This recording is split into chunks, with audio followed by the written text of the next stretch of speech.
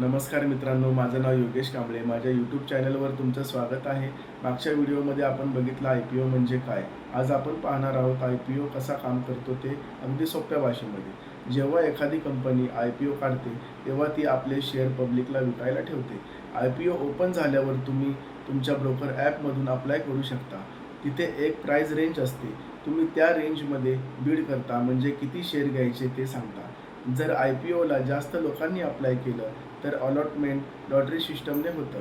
जर तुम्हाला shares allot झाले तर ते तुमच्या डीमॅट अकाउंटमध्ये येतात आणि लिस्टिंग डेला ते शेअर मार्केटमध्ये ट्रेड होऊ लागतात. त्या दिवशी प्राईस वाढू शकतो किंवा कमी होऊ शकतो. म्हणजे IPOमध्ये प्रॉफिट आणि लॉस दोन्ही चान्सेस असतात. तर हा व्हिडिओ फक्त माहितीसाठी आहे. मी सेबी रजिस्टर ॲडवायझर नाही आहे. तर इन्व्हेस्टमेंट करण्याआधी स्वतः रिसर्च करा. आणि हा व्हिडिओ आवडला असेल तर लाईक, शेअर आणि सबस्क्राईब करा. धन्यवाद.